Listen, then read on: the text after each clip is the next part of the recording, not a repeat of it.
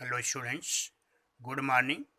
मैं जितेंद्र सिंह आज आपको कक्षा 9वीं का हिंदी पाठ 11 जिसका नाम है निर्माणों के पावन युग में पढ़ाएंगे बच्चों, जिसके कवि का नाम है अटल बिहारी वाजपेयी। तो सबसे पहले कवि का परिचय सुनिए बच्चों।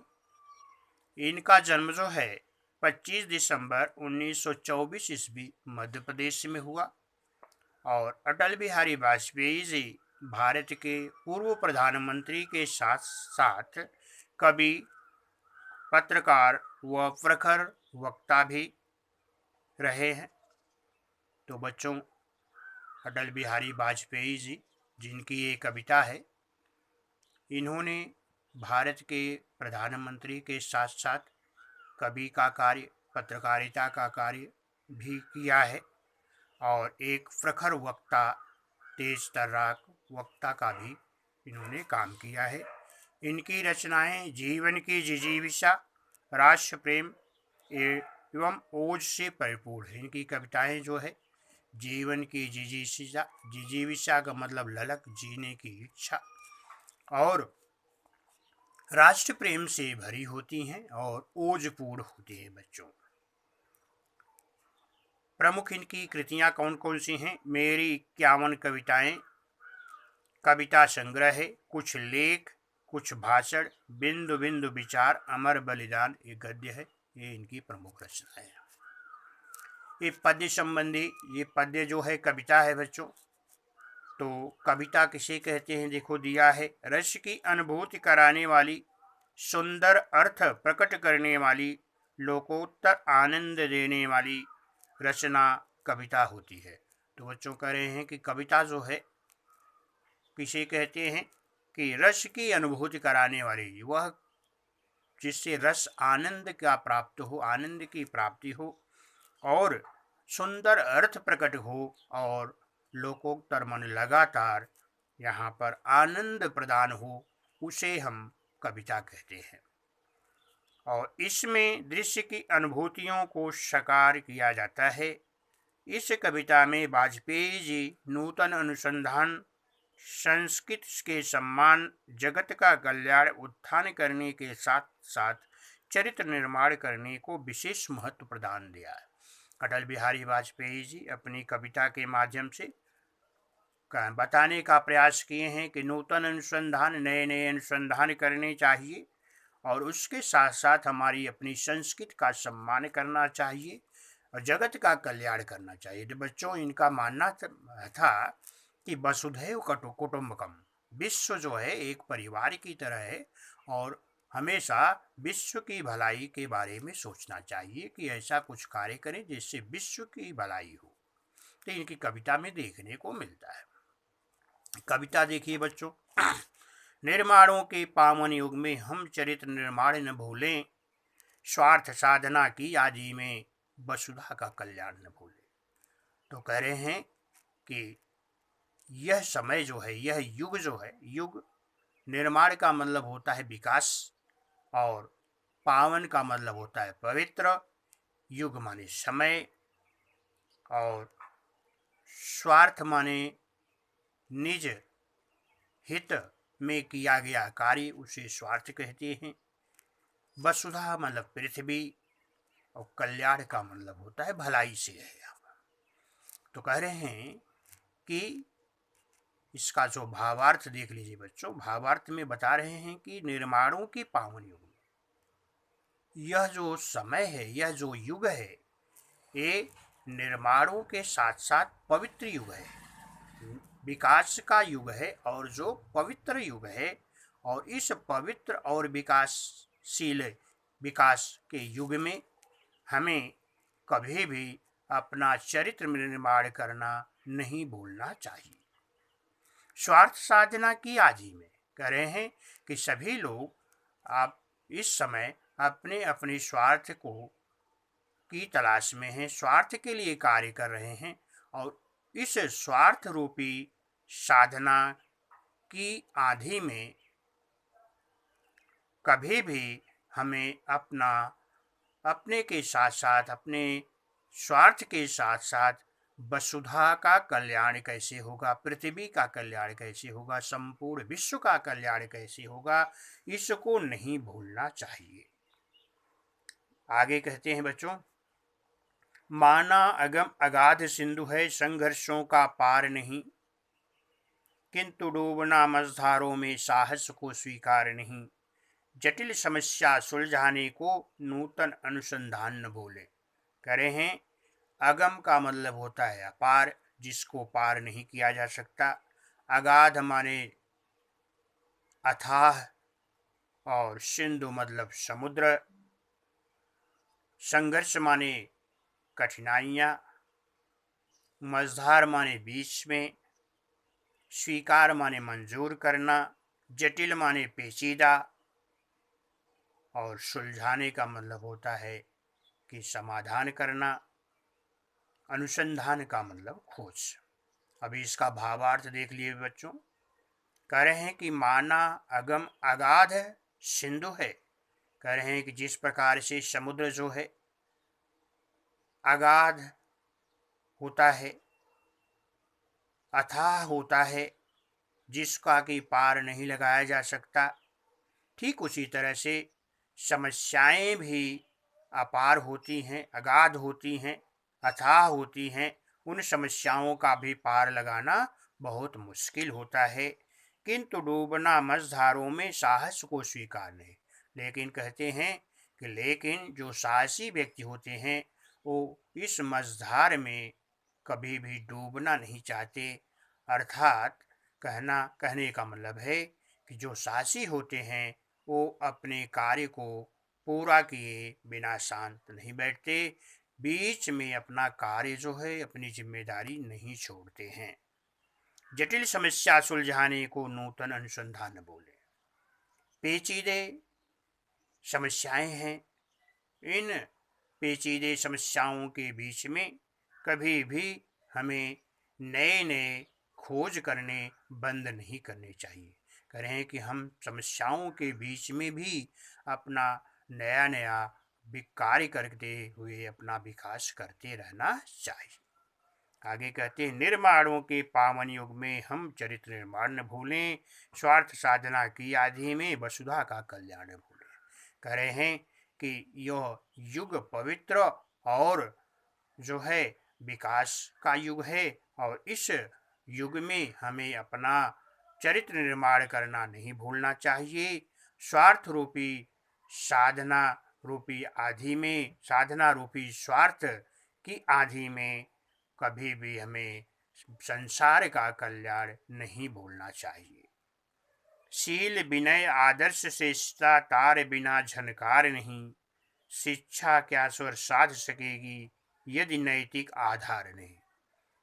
कीर्ति कौमुदी की गरिमा में संस्कृत का सम्मान न भूले। आगे देखो बच्चों, शील का मतलब होता है आदर्श, विनय मतलब होता है विनम्र, और आदर्श का मतलब होता है श्रेष्ठ, और श्रेष्ठता माने सबसे ऊंचाई पर। और कीर्ति का मतलब होता है चमकीला, भव्य। कौमुदी मतलब होता है चांदनी। गरिमा माने यहाँ पर गरिमा का अर्थ है कि महत्व से है। इसका भावार्थ देख लिए बच्चों। व्यक्ति को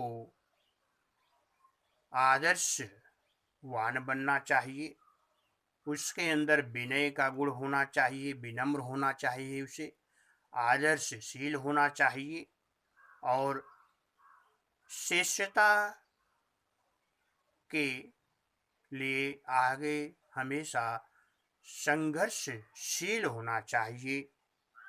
ये इसके साथ साथ कहते हैं शिक्षा क्या स्वर साध सकेगी यदि नैतिक आधार। नैतिक शिक्षा बच्चों, क्या करना चाहिए, क्या नहीं करना चाहिए, कैसे रहना चाहिए, कौन सी चीज़ अच्छी है, ये चीज़ें नैतिक शिक्षा है। तो कह रहे हैं कि अगर शिक्षा के अंदर हमें नैतिक शिक्षा, जिसको मैनर्स बोल सकते हैं हम, मैनर्स, तो कह रहे हैं कि अगर शिक्षा के अंदर नैतिक शिक्षा नहीं है तो उस शिक्षा का कोई मतलब नहीं है।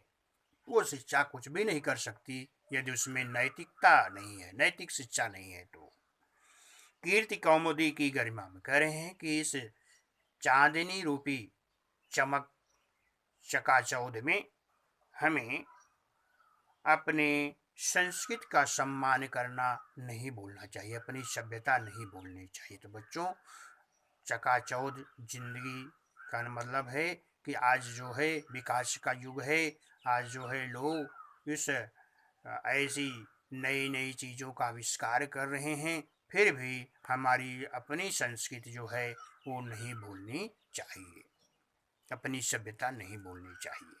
निर्माणों के पावन युग में हम चरित्र निर्माण न भूलें, स्वार्थ साधना की आधि में वसुधा का कल्याण न भूलें। कह रहे हैं इस पवित्र विकास रूपी युग में हमें चरित्र निर्माण करना नहीं भूलना चाहिए और स्वार्थ रूपी इस आंधी में मुझे हमेशा संसार रूपी विश्व का कल्याण दिखना चाहिए। कभी भी संसार का विकास कैसे हो इसको नहीं भूलना चाहिए।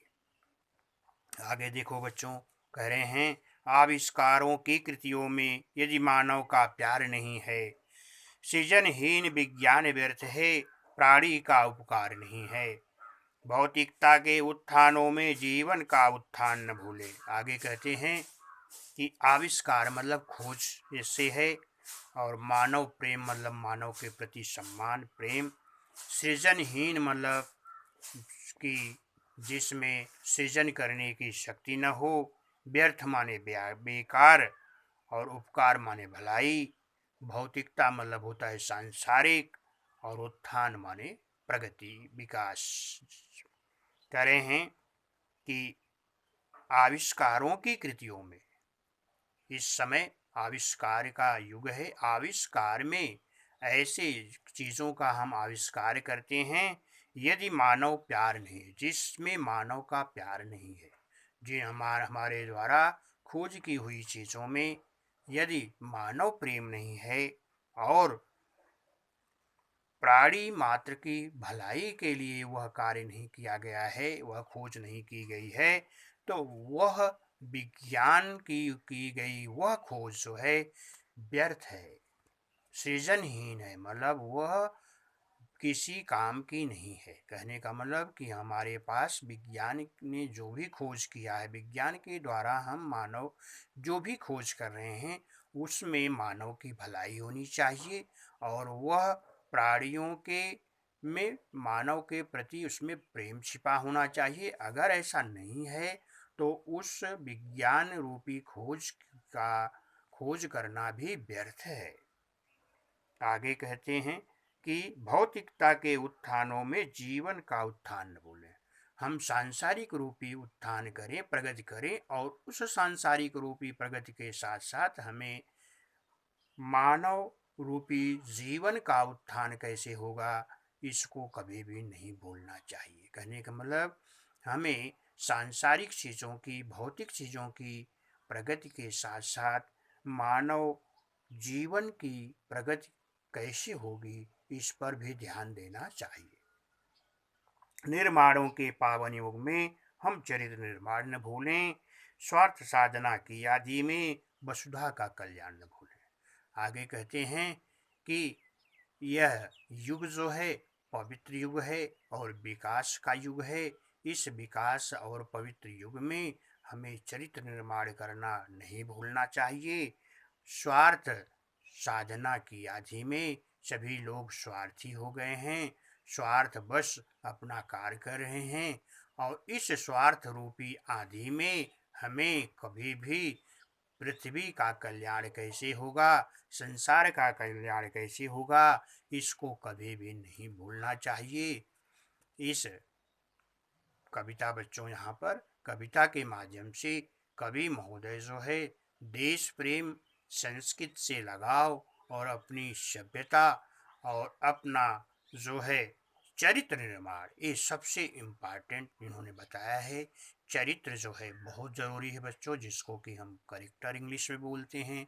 चरित्र से ही व्यक्ति जो है महान बनता है।